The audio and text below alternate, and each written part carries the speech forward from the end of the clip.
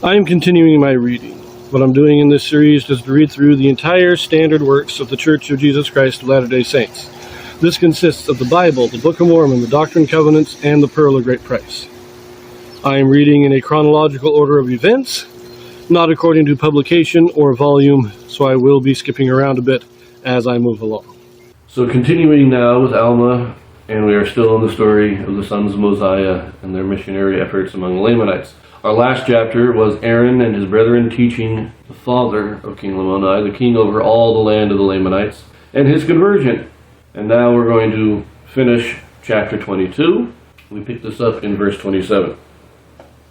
And it came to pass that the king sent a proclamation throughout all the land, amongst all his people who were in all his land, who were in all the regions round about, which was bordering even to the sea on the east and on the west, and which was divided from the land of Zarahemla by a narrow strip of wilderness, which ran from the sea east even to the sea west, and round about on the borders of the seashore and the borders of the wilderness, which was on the north by the land of Zarahemla, through the borders of Manti, by the head of the river Sidon, running from the east towards the west. And thus were the Lamanites and the Nephites divided. And the more idle part of the Lamanites lived in the wilderness and dwelt in tents.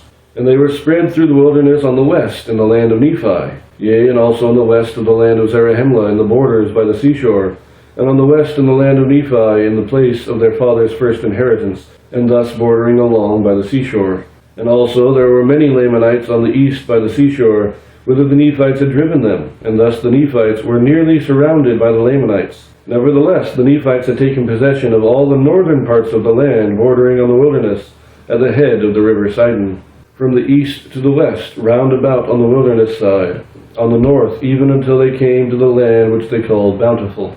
And it bordered on the land which they called Desolation, it being so far northward, that it came into the land which had been peopled and been destroyed, of whose bones we have spoken, which was discovered by the people of Zarahemla, it being the place of their first landing. And they came from there up into the south wilderness. Thus the land on the northward was called Desolation, and the land on the southward was called Bountiful, it being the wilderness which is filled with all manner of wild animals of every kind, a part of which had come from the land northward for food. And now it was only the distance of a day and a half's journey for a Nephite on the line Bountiful and the land Desolation, from the east to the west sea. And thus the land of Nephi and the land of Zarahemla were nearly surrounded by water, there being a small neck of land between the land northward and the land southward. And it came to pass that the Nephites had inhabited the land of Bountiful, even from the east unto the west sea, and thus the Nephites, in their wisdom, with their guards and their armies, had hemmed in the Lamanites on the south, that thereby they should have no more possession on the north, that they might not overrun the land northward. Therefore the Lamanites could have no more possessions, only in the land of Nephi, in the wilderness round about.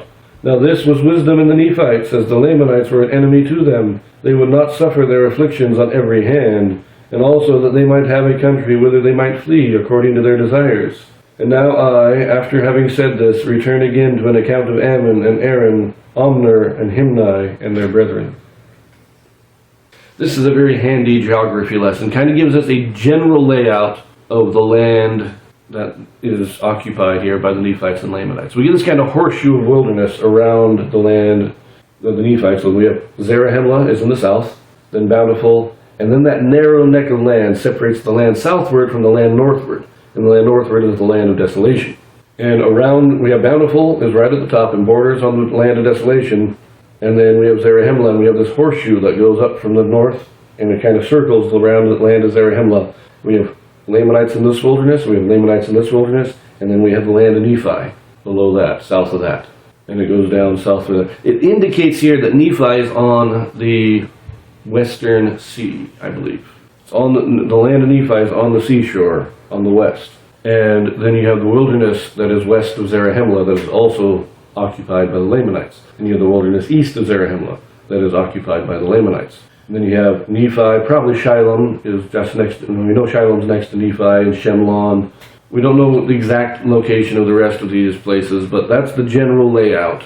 And you'll note also, one other thing very interesting here, is that it states here that the land of Desolation is where the people had been destroyed. That's the land of the Jaredites, which was discovered by the people of Zarahemla, it being the place of their first landing. Notice that when the Mulekites come across the sea, they don't land in Zarahemla, they land in the land of desolation up north. We also know from the book of Alma that the Mulekites had their own wars and contentions among themselves, eventually, apparently, driving at least a portion of them south into the land of Zarahemla, which is in the land southward. The land northward and the land south are divided by a narrow neck of land that takes a day and a half to cross from east to west. Now, if we're talking on foot, your average person can go about 20 miles a day, maybe 30 if they're pushing it. So you're talking 30 to 45 miles wide. Nephites, having lived in these conditions, maybe they go a little bit farther, but that's about a good estimate. If they're going by horse, now that's a much wider possibility there, because a horse can go easily 30 or 40 miles a day.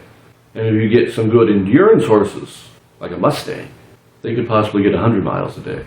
You see, it doesn't say here if this is a day and a half casual stroll, or if it's a day and a half forced march of the military, or if it's a day and a half of a messenger running the distance as fast as he can. It just says it's a day and a half's journey. So we don't know exactly what this means. I think that the narrowest it could have been would be about 40 miles. I think it was at least 40 miles wide, possibly up to about 120. That's the range that I would estimate for the width of this narrow neck of land. But everything north of that is the land northward, and everything south of that is the land southward. And right now, everybody lives in the land southward. Nobody lives in the land northward. Maybe I'll do a supplemental video with a map. But for now, we leave that here, and we will pick this up in chapter 23. So I'll see you there.